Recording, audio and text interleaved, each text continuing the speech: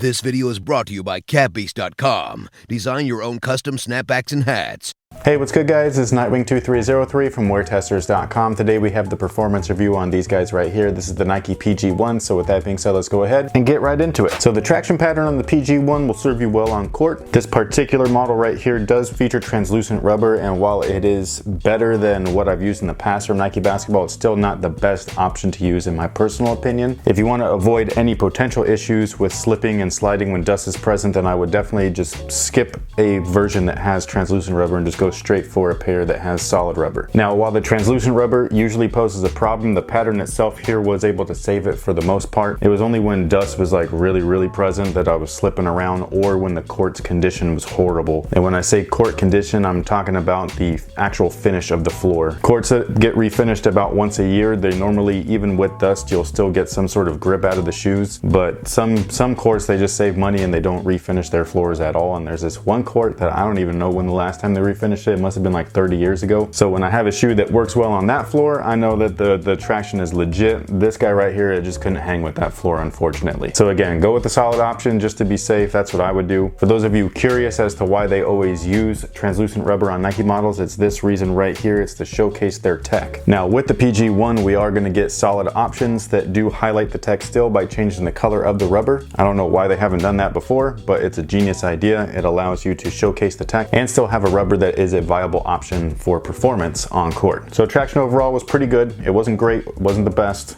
but it wasn't bad whatsoever. Now cushion is 4-foot Zoom Air. That's the only cushion that is on the shoe. The rest of the midsole is straight up Phylon, and the Zoom Air itself is bottom loaded, so you're not going to feel it because it's not directly underneath your foot. Now it does protrude out of the outsole just a little bit, so there are times when yes, you can feel it, but when you get used to this setup here, it just kind of becomes like nonchalant, like you don't feel it whatsoever. You're just playing and doing your thing. That's not necessarily a bad thing. I'm just saying that if you're expecting a bouncy underfoot feeling, this is not going to provide that for you. That's what top-loaded Zoom Air is, or Zoom Air that is full length from the underneath of your foot all the way to the outsole, which is kind of like what unlocked Zoom is, or full length Zoom, things like that. Now what this type of cushion is going to give you is nice responsiveness, so you're not going to be sinking into the cushion itself. Some players really like that. They don't like sinking into their shoe. It makes them feel a little bit slower, so reaction or responsive time is going to be increased with a setup like this. So if you're a quick player and you want to remain quick, this is going to be a good setup for you without reducing too much impact protection, because these being on the bottom, it's soaking up the impact right from the get-go. And then again, there's nothing in the heel, not necessarily a bad thing. Most players should play on their forefoot as is, but it would be nice if there was some sort of cushion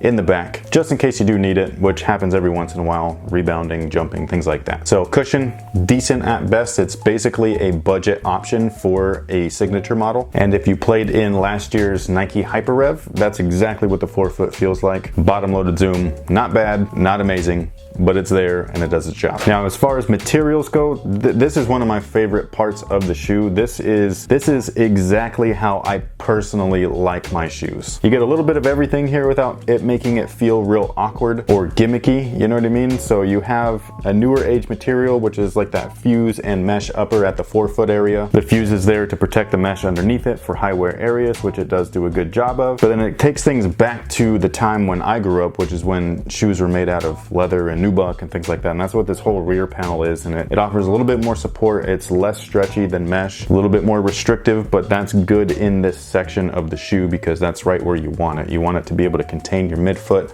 upon lateral movements. Not only does it look great, but it just performs great. You have everything nice and free flowing up front, and you have a little bit of extra structure and support in the back. I absolutely love this. It reminds me of the KD7s. Again, that was a shoe that I just liked that combination that was there. So if you liked that type of combo, then you're probably gonna like these as well. So the overall build right here, it looks good, it feels good, it plays good. You really can't ask for much more than that. Now, as for my absolute favorite aspect of this shoe, it is actually the fit. These guys right here fit so perfectly to my foot. It's one of those things where it's just like they just feel great. You put them on, you lace them up, you start playing, and that's it. You don't even remember that you're wearing a damn shoe. Now, they are very snug at the forefoot. Again, it's exactly how I like it. If you don't like that, you're definitely gonna wanna try these on. I do feel that they fit true to size, but wide footers are probably gonna have a small issue up at the front, and especially those with high arches, because this is a one-piece sock and the top area does not stretch. It stays really tight on your foot. This provides great lockdown. lockdown, which is again a highlight of this shoe. The overall fit and lockdown on these guys is incredible. Despite only having 4 lace loops,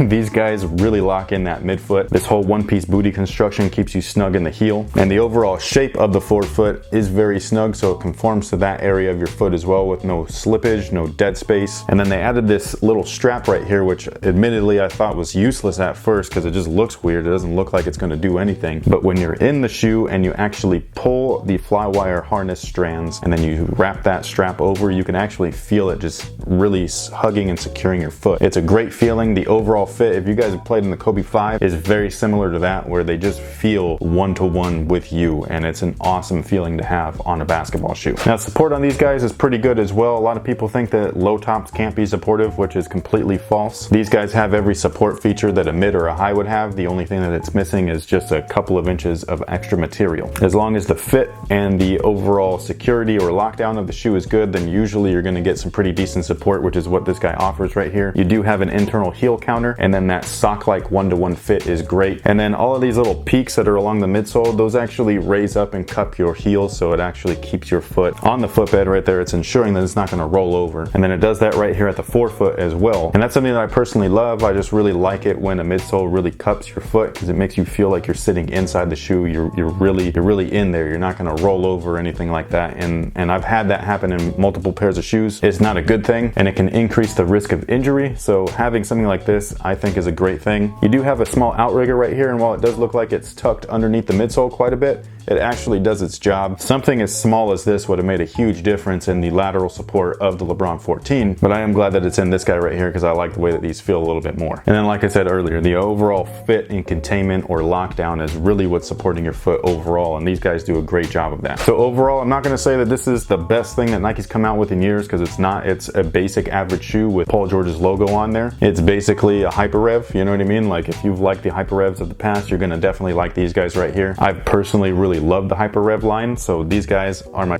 like, I just really like these. The only thing I could really complain about is that translucent outsole. Again, it's better than what Nike's provided in the past, but just to be safe, I just immediately would just go for something with solid rubber, just to ensure that you're getting the most that traction can offer you. And then the fit and the materials on these guys is just bar none the best things about the shoe. I absolutely love it. Well, and the price. The price, you just can't beat it. $110. You can't beat it. So that pretty much takes care of it. Thank you guys so much for watching. Thanks for all your support. If you need any more information, all you got to do is click the link in the description box below. It'll take you over to WearTesters.com, where you will find their price, their weight, their performance scores, as well as some of my additional thoughts. Let me know if you guys plan on copping a pair of these guys right here. I do recommend them. I think that it is a great option, especially if you're not willing to spend a lot of money. It's going to give you a little bit of everything, and it should make most people happy. If you've already played in them, let me know what you think about them down below in the comment section. I'd love to hear from you. And until next time, guys, have a good one.